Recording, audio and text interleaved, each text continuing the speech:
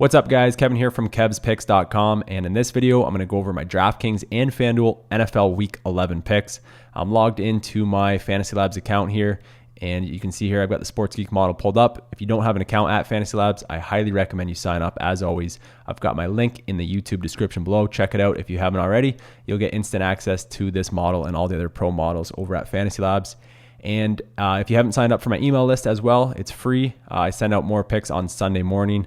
These picks in the video are kind of more, some of them are more obvious, higher owned type players. And in my emails, I usually send out some lower owned sleeper type picks. So make sure you sign up for those. Just click on the DFS email link in the YouTube description below. And also wanted to mention that in this video, I do mostly talk about DraftKings, but I do like these players at FanDuel as well. All right, so let's get into my Week 11 picks. So starting off at quarterback, my favorite quarterback of the week is going to be Tom Brady. Definitely going to be a popular play, but I like him quite a bit, so I wanted to throw him in the video. He's 7,400 this week at DraftKings. The Patriots are playing against the Raiders, although this is a neutral site game in Mexico, so that's something to take note of. We've got a very high total here at 54.5 points.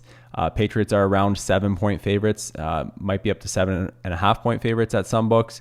Their implied team total is 31 points. So great spot for all of the Patriots players, including Tom Brady at 7,400. If we look at his game log, he's been pretty much himself this year. A bad game to start the season here with 10 DraftKings points, but since then shown his elite upside here with 33 and 39 DraftKings points, and then every other game here he had at least 17 DraftKings points. So very high floor for Tom Brady, and he's got the high upside, so I think you can throw him in both cash and GPPs. And the Raiders have just been awful on defense this year, so I think it's a great spot to take Brady, and I'll talk about who I'm going to stack him with the most in the wide receiver section. All right, so moving on to one of my running backs this week. Again, there is some higher priced elite running backs that I do like, but for the video, I wanted to go a bit cheaper. So I'm going with Chris Thompson at 5,400. The Redskins are in New Orleans against the Saints. We've got an over-under here at 51 points. The Redskins are 7.5-point underdogs, but they're still expected to put up some points. And when they're trailing, Chris Thompson seems to get a little more work as well in the passing game, so that doesn't bother me too much. And Rob Kelly is out for the Redskins.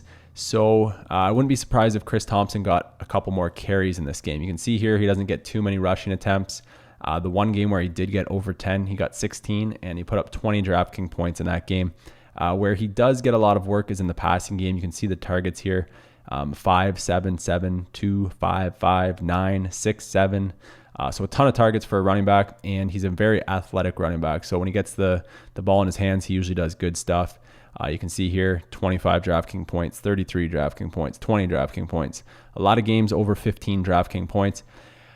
So most of the time he does have a pretty good floor with all the targets he does get. And in this game against New Orleans, I wouldn't be surprised if he had a pretty solid game. Looking for him to get 20 plus DraftKings points. He's probably going to need a touchdown to do that, but I wouldn't be surprised if he did, and I wouldn't be surprised if he got some more carries this week. So I think he's in a good spot at 5,400. I like the price. He's going to be a GPP running back for me this week. And then for my receivers, I've got two of them for the video. We'll start off with Brandon Cooks, who I'll be stacking with Tom Brady quite a bit. Brandon Cooks is just 6,600 this week. His projected ownership is 21 to 25%.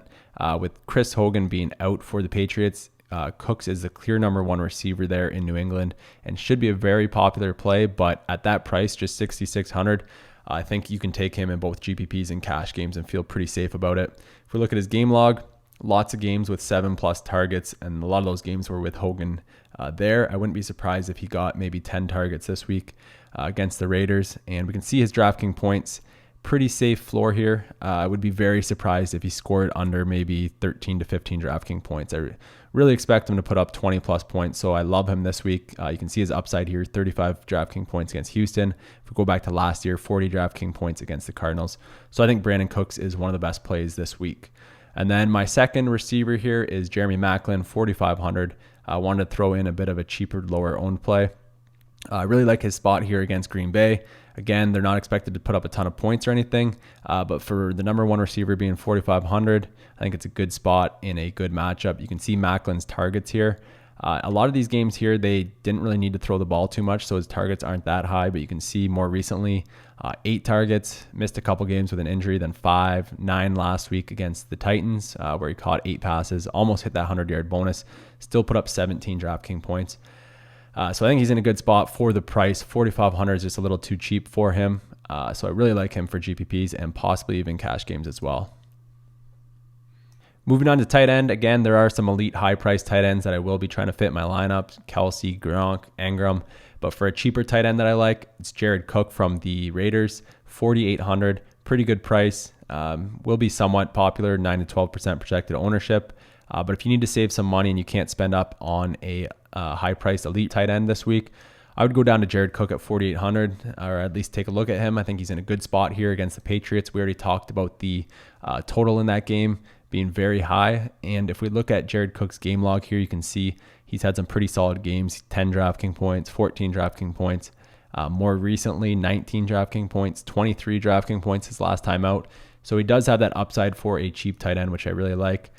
So he's getting a little pricey at 4,800, but in this matchup, I think he makes for a good play.